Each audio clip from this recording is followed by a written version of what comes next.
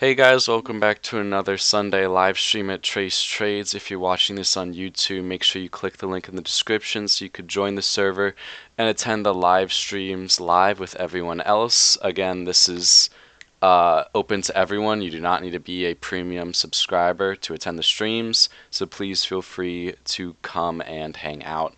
So just going through the weekly watch list. First we have Affirm. Printed an inside day on Friday, has been getting tons and tons of buying momentum. So again, I'm really just watching for an inside day break here. And that might even be towards the downside too. We're pretty extended from this light blue line, which is our 8 EMA right here. So if we break down to the low side, I might take a short targeting this like 140 area. But also mainly targeting it for a long. So once we break above this like 153, like these all-time highs up here, targeting like 160 first. Next we have AMD. We're already in an AMD swing. It's really just on watch for ads. Again, you're seeing again lots of 8 EMA extension here, so expecting a little bit of a pullback. And in this pullback is when we will add back some of our position. So I'm looking at like 109s down to like 108, like 50s for our add backs. So if we do reach that, I probably will add some like 1119s back on. Otherwise, 114.50 is our next target. So again, just a quick play update there, and with opportunity to add if we head to lower levels. Amazon, really big wedge here. Looks better on the weekly for sure. Had some news on Friday that made it run pretty crazy. And again, like this weekly setup, when this breaks, it should bring us back to all-time highs.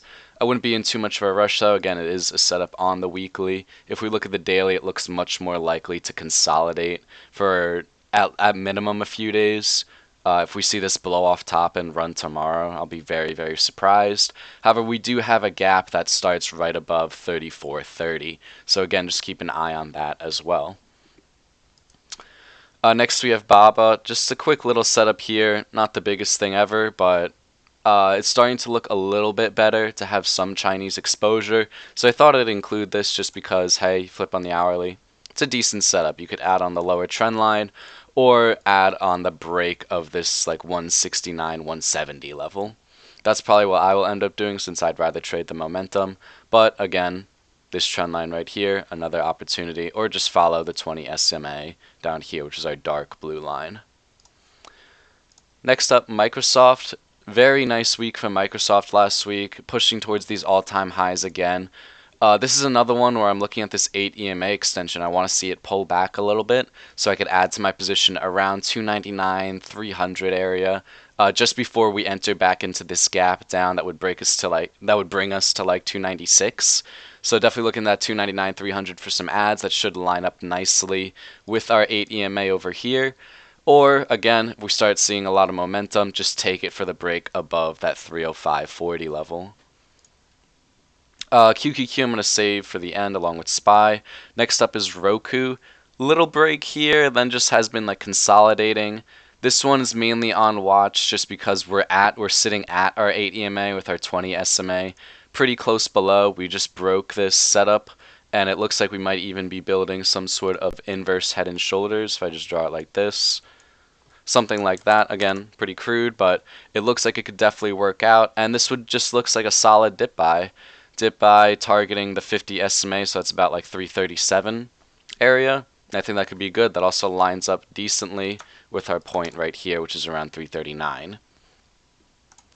Next we have SE. Again, another one. Lots of 8 EMA extension here. Play it on a pullback down to this 344 level. It already held on Thursday when it did gap up and sell off a little bit. So this level is already something I'm looking at. And then again, you could also just play it above this high a day here, targeting this 359 level. Again, SPY for the end. And then SQ, little bit of an inverse head and shoulders, maybe on like a lower time frame. Easier to see, but not the best pattern anyway. Really what I'm looking at here is this inside week at the 50 SMA. That looks like a pretty strong sign of reversal. So that's my main play. So really I'm just going to probably think about taking it long over like that 252 area, and then that should lead us to a solid little rebound from these lower levels. Square also has a decent Bitcoin position, and they also released some news that the owner is considering buying like one of those mining plants for Bitcoin. So track Square along with some Bitcoin movement, and that should help you make your decisions if you want to trade this or not. Moving on to broad market, SPY. Lots of similar levels from last week. Again, just targeting the gaps here mainly. We closed on Friday in a gap, so that's pretty interesting to see how we're going to react on Monday. I'm definitely going to be looking for a bounce around this 44492 level. That's proven to be some resistance in the past, and if we come back down to retest that before completing this gap fill, that would look very, very healthy overall for SPY. However, downside, it looks like there is a lot more room. After we break Friday's lower day, there's not too much stopping us from getting us back down to this 44264 level, since that was like Friday's gap up. So if we fall below here, not only will that be a 50 SMA test, which is this green line that's kind of hidden behind our 442 level, but it'll also be that gap fill there. So again, that would be constructive movement, sure, but it would take a good amount of downside to get there. So just keep that in mind, like as we start to fail some of these levels, that hey, like this gap here does exist, and it would be nice if we could fill a lot of these gaps.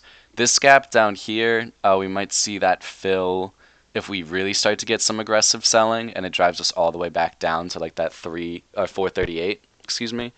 But not all gaps have to be filled, just most gaps are. So this might be one of those gaps that just never gets filled. And I would believe that for sure. We spiked up pretty aggressively from these lower levels. I would definitely believe if this gap never gets filled. But again, this first one, that's definitely on watch, and this one that we're in right now, also on watch for some ads if we start to pull back. Once we get above this like 447, we'll be a little bit safer from all these gaps down here.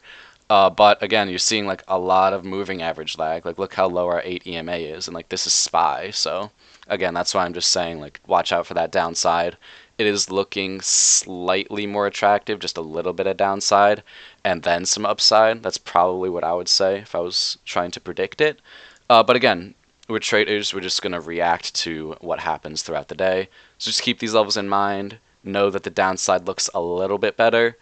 But yeah, we're just going to go into this week just trying to stay light and adapt to whatever we see.